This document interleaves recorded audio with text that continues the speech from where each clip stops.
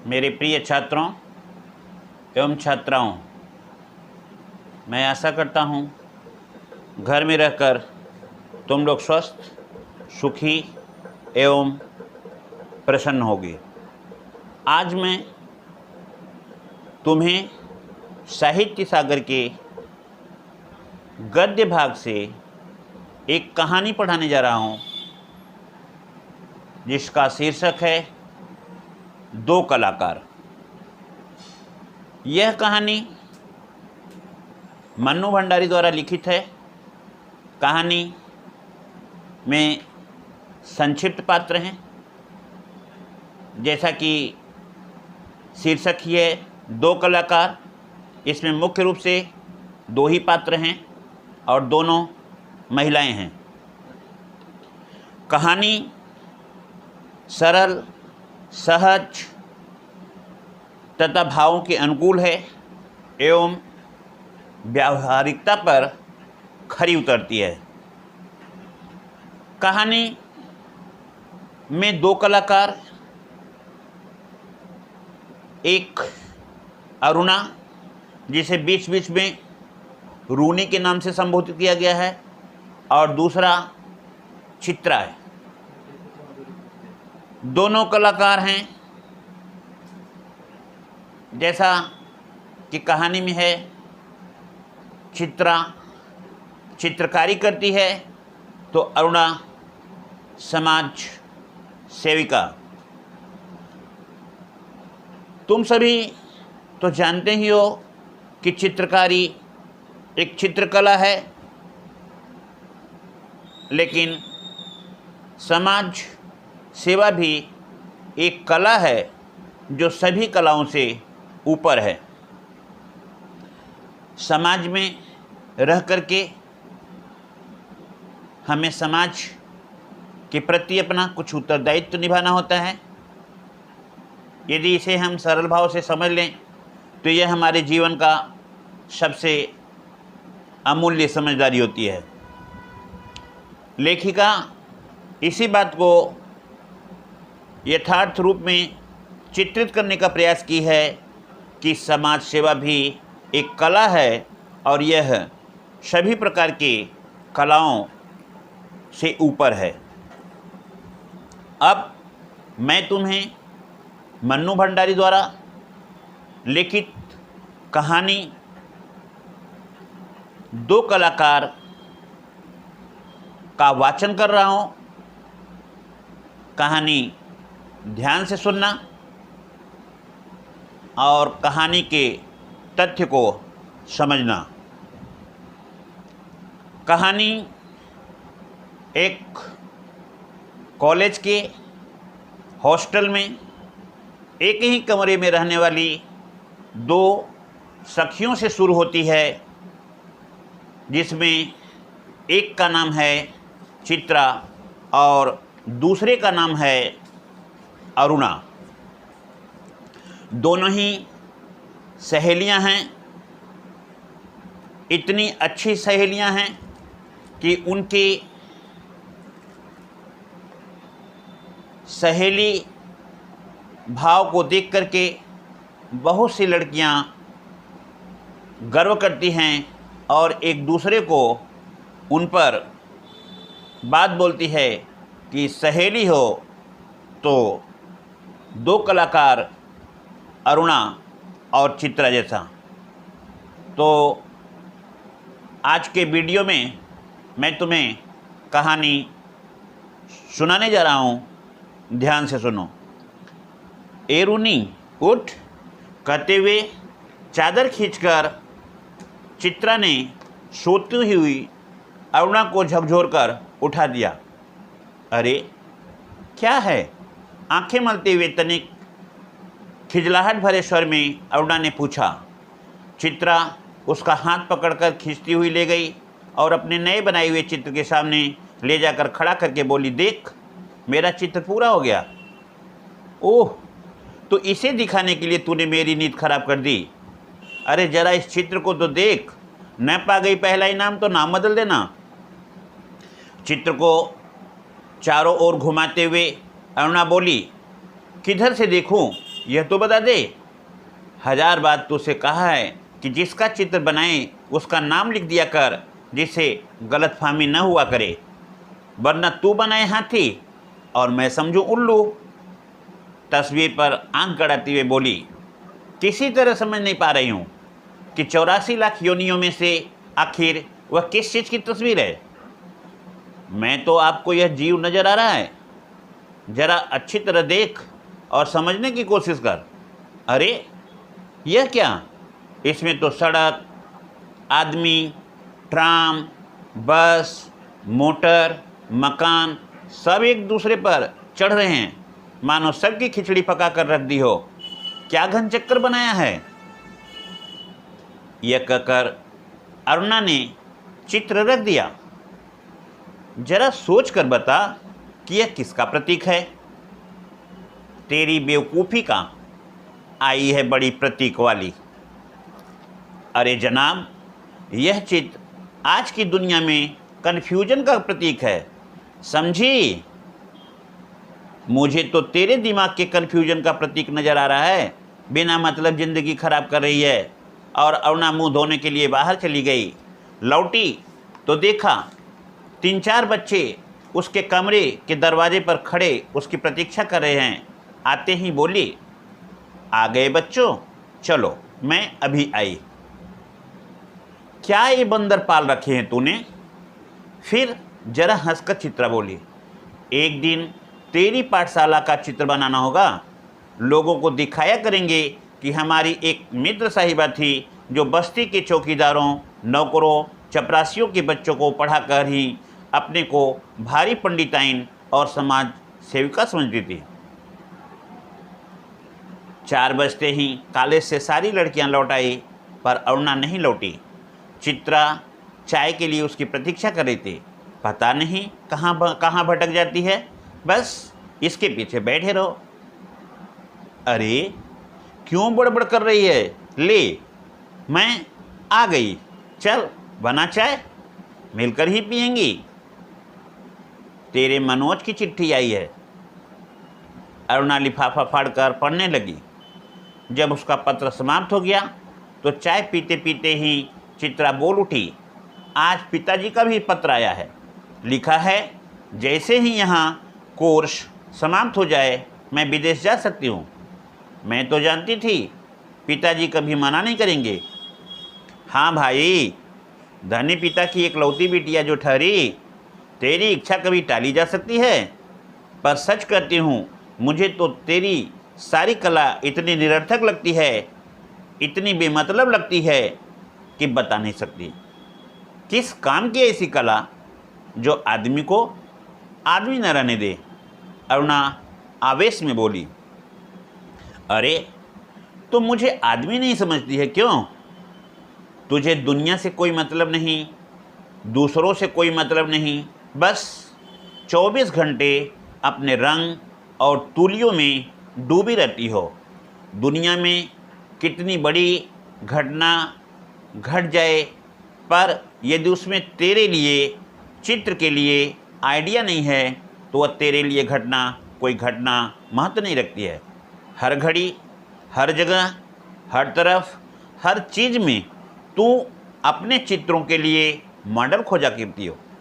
कागज़ पर इन निर्जीव चित्रों को बनाने के बजाय 2-4 की जिंदगी क्यों नहीं बना देती? तेरे पास सामर्थ्य है, धन है, दौलत है, सारा जहान तुम्हारा है, ऐसा क्यों नहीं करती? वह काम तो तेरे लिए छोड़ दिया है। मैं चली जाऊंगी तो तुम जल्दी से सारी दुनिया का कल्याण करने के लिए झंडा लेकर निकल पड़ना। और चित्रा हंस पड़ी। 3 दिन से मूसलाधार वर्षा हो रही थी। रोज़ अखबारों में बाढ़ की खबरें आती थी।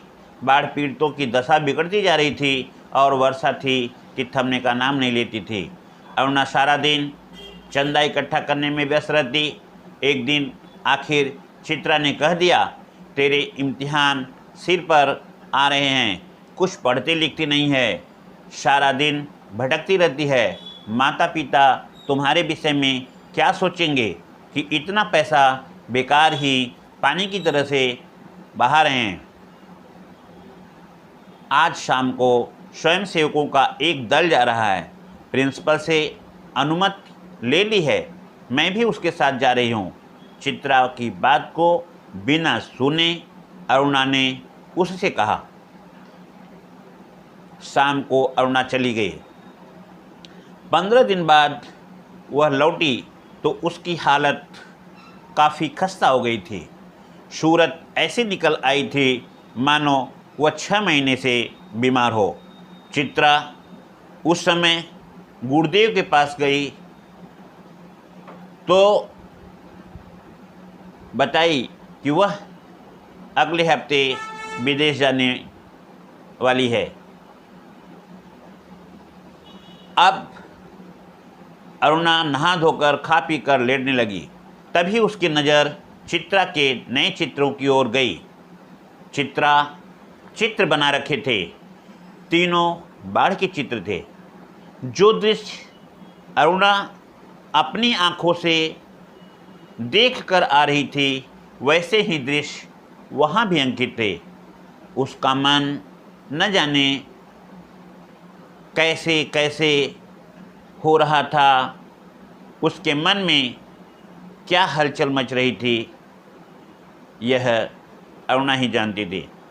शाम को चित्रा लौटी तो अरुणा को देखकर बड़ी प्रसन्न हुई। क्यों चित्रा, तेरा जाने का तय हो गया?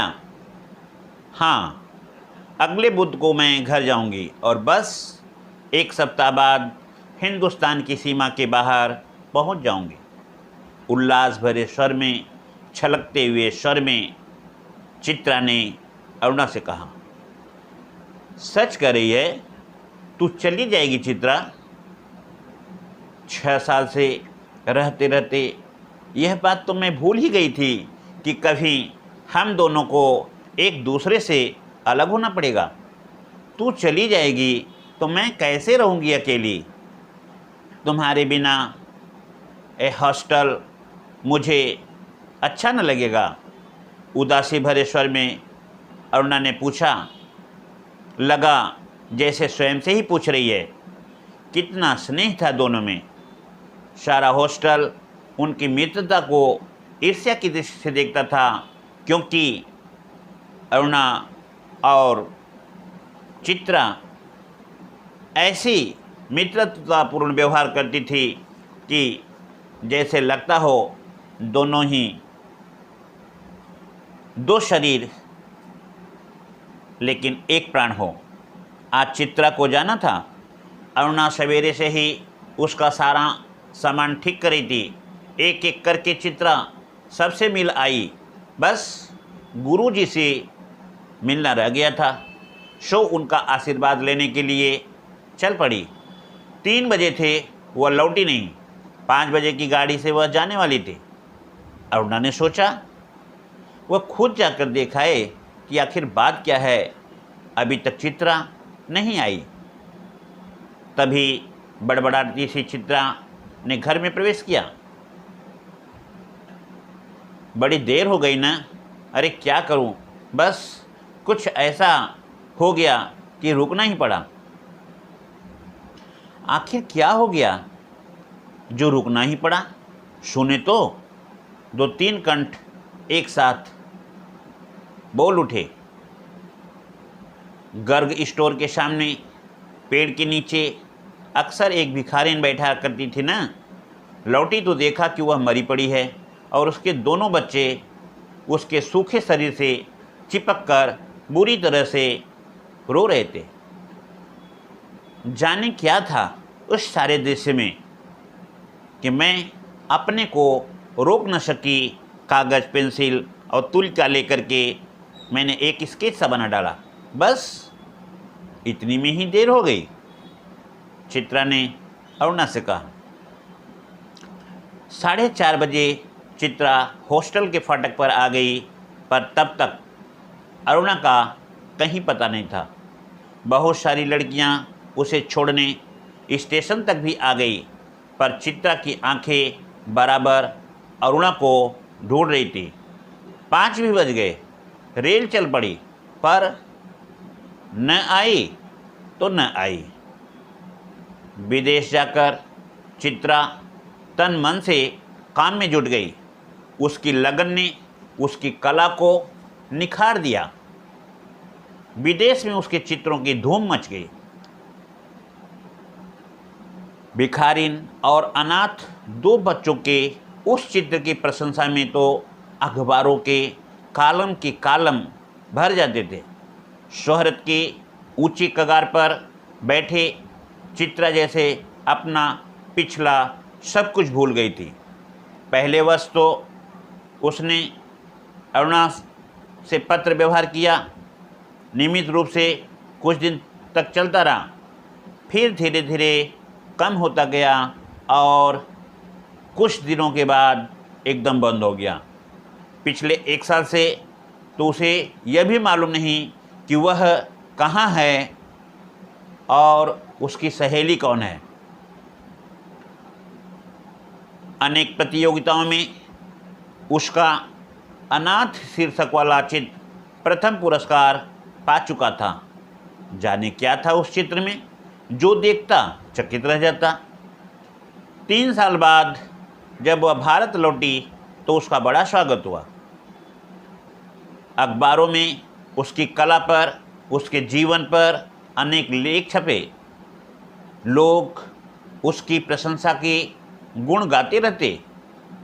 पिता की अपनी इकलौती बिटिया की इस सफलता पर पिताजी बहुत प्रसन्न थे। दिल्ली में उसके चित्रों की प्रदर्शनी का विराट आयोजन किया गया। उद्घाटन करने के लिए स्वयं चित्रा को बुलाया गया था। उस भीड़ में अचानक उसकी भेंट अरुणा से हो गई। रूनी कहकर चित्रा भीड़ की उपस्थिति को भूलकर अरुणा के गले से लिपट गई। तुझे कब से चित्र देखने का शौक हो गया रूनी? चित्रों को नहीं, चित्रा को देखने आई थी। तू तो एकदम भूल गई है मुझे, अरुणा ने कहा। अरे ये बच्चे किसके हैं?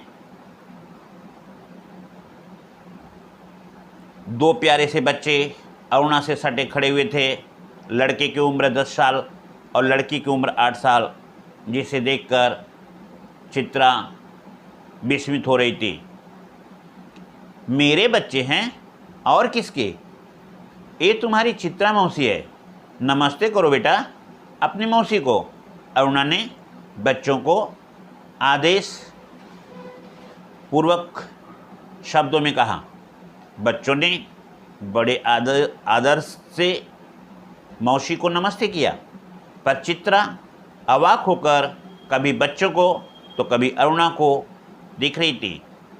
तभी अरुणा ने चित्रा को टोका। कैसी मौसी है, प्यार तो कर इन बच्चों को। तब चित्रा ने अपने दोनों हाथ से दोनों बच्चों के सिर पर फेरा। अरुणा ने कहा, बच्चों ये तुम्हारी मौसी हैं, बहुत अच्छी तस्वीरें बनाती हैं। इस प्रतियोगिता में ये सारी तस्वीरें इन्हीं की बनाई हुई है। आप हमें सब तस्वीरें दिखाएंगे मौसी? बच्चे ने फरमाइश की। चित्रा उन्हें तस्वीरें दिखाने लगी। घूमते घूमते वे उसी भिखारी वाली तस्वीर के सामने आ पहुँचे। चित्रा ने कहा, यही वह तस्वीर है रूनी जिसने मुझे दुनिया में प्रसिद्धि दिलाई। ये बच्चे रो क्यों रहे हैं मौसी? तस्वीर को ध्यान से देख करके बालिका ने पूछा। इसकी माँ मर गई है, देखती नहीं, मरी पड़ी है, इतना भी नहीं समझती। बालक ने मौका पाते ही अपने बड़प्पन और ज्ञान की छाप उस बालिका पर लगाई। ये सचमुच के बच्चे थे मौसी। बालिका का स्वर करुण से करुणतर होता जा रहा था। और सचमुच के बच्चों को देखकर ही तो बनाई थी यह तस्वीर। मौसी, हमें ऐसी तस्वीर नहीं देखनी है, हमें अच्छी अच्छी तस्वीरें दिखाओ, राजा की, रानी की, परियों की इत्यादि। उस तस्वीर को और देर तक देखना बच्चों के लिए असह्य हो रहा था। तभी अरुणा के पति आ पहुँचे। साधारण बातचीत के बाद अरुणा ने दोनों बच्चों को उनके हवाले करते हुए कहा, आप जरा बच्चों को प्रदर्शनी दिखाइए, मैं चित्रा को लेकर घर चलती हूँ। बच्चे इच्छा न रहते हुए भी पिता के साथ विदा हुए। चित्रा को दोनों बच्चे बड़े प्यारे लगे। वह उन्हें ही देखती रही और उन्हीं के बारे में सोचती रही। बच्चे आंखों से ओझल होते हुए देख करके वह फिर से पूछी, सच सच बता रोनी, ये प्यारे बच्चे, इतने अच्छे बच्चे, इतने सुंदर बच्चे किसके बच्चे हैं? कहा तो मेरे, अरुणा ने हंसते हुए कहा। अरे बता न, मुझे ही बेवकूफ़ बनाने चली है। एक क्षण रुककर अरुणा ने कहा, बता दूं? और फिर उस भिखारिन वाले चित्र के दोनों बच्चों पर उंगली रख करके बोली, ए ही वे दोनों बच्चे हैं। क्या? चित्रा की आंखें विस्मय से फटी जा रही थी। क्या सोच रही है चित्रा? कुछ नहीं, मैं सोच रही थी, पर शब्द शायद उसके विचारों में खो गए। और यहीं पर एक कहानी ख़त्म हो जा रही है। आशा करता हूँ कि मेरे द्वारा इस कहानी का वाचन तुम सभी बच्चों को अच्छी लगी होगी। धन्यवाद।